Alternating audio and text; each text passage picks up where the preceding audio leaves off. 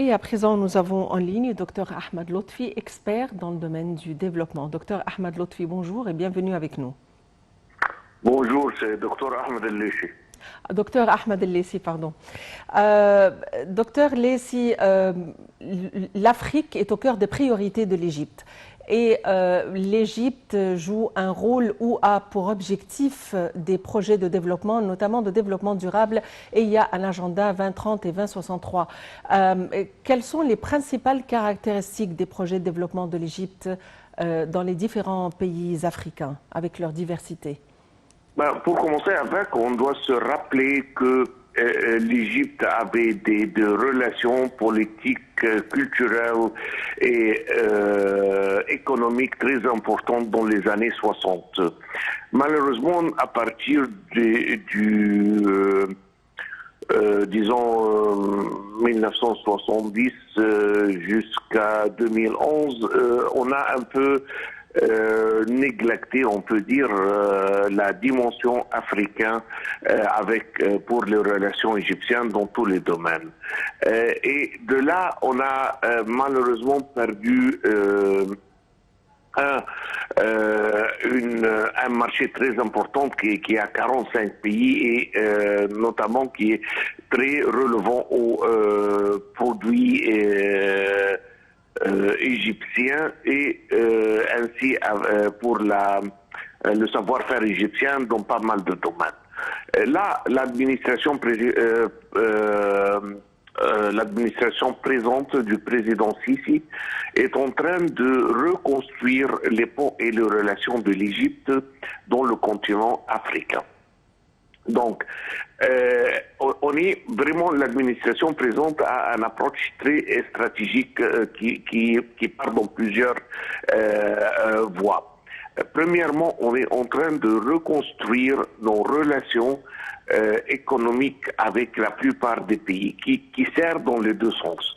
Ça veut dire que la plupart de ces pays, on a de quoi importer dans les matières premières et qui entrent dans pas mal des industries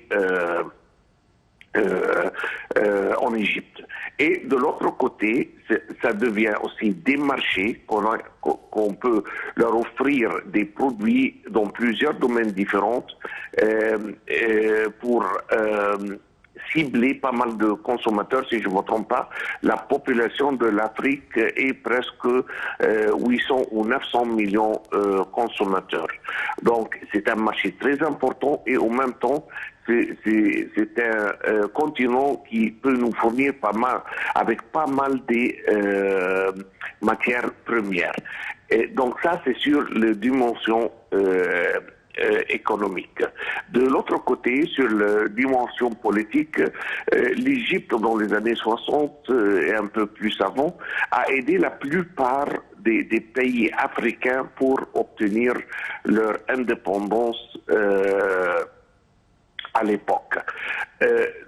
Malheureusement, quand on a néglecté les relations et les dimensions africaines de relations internationales égyptiennes pour 40 ans presque, si on ose dire, le faveur que l'Égypte a fait a été plus ou moins oublié par les générations présentes. Donc c'est très important de reprendre et reconstruire les ponts entre l'Égypte et les différents pays en Afrique. Et là, par exemple, dans la situation de barrage de Renaissance, on voit qu'il y a un pays africain, nos confrères en Éthiopie. Malheureusement, ils ont des problèmes très sérieux localement. Et là, c'est une technique qui a été utilisée pour des siècles. Là, ils sont en train d'exporter le problème par créer un problème international pour diverser l'attention du peuple qui a des problèmes énormes localement sur, soi-disant, une menace qui vient de l'étranger. Et Ça ne doit pas être le cas. Et si on avait fait le devoir dans les 40 ans précédents, peut-être aujourd'hui on n'aurait pas été où nous sommes. Là, l'administration présente est en train de résoudre ce problème avec une sagesse qui est vraiment rare. Même avec les provocations que l'Égypte a subies par pas mal de gens dans l'administration éthiopienne, le président et l'administration égyptienne étaient très sages. Se sont focalisés vraiment sur la solution et pas le problème. On n'a pas vraiment retourné le coup avec tous les discours et les paroles qui ont été dites dans cette direction. On comprend parfaitement qu'est-ce qui est en train de se passer là-bas avec les 3 ethnicités qui se sont en train de se battre et ont des problèmes énormes. Et donc, on ne veut pas être une solution ou une diversification du problème qui est en train de se passer dans le pays. Et finalement, on a la dimension culturelle. On voit que quand le président Sisi a été le chef de l'Union africaine, il a fait un an qui est vraiment remarquable. Et il a regroupé l'Afrique comme une entité indépendante qui est en train de discuter par une fois avec la Russie, une fois avec l'Union européenne. Et là, on a senti le pouvoir d'avoir un continent qui est unifié dans une seule direction. Et avec ça, il était en train de discuter et il a aidé pas mal de pays en Afrique de faire tomber les crédits qu'ils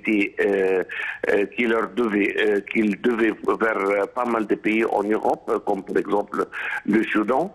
Et en même temps, il est en train d'aider la cause de la vaccination contre le Covid. Donc, il y a énormément de valeur ajoutée que l'Égypte peut ajouter à nos confrères en Afrique, que cette administration, pour la première fois dans 40 ans, est en train de vraiment prendre le contrôle en main et faire ça. Docteur Ahmed El-Lessi Nassef, analyste politique et spécialiste de développement, merci d'avoir été avec nous aujourd'hui.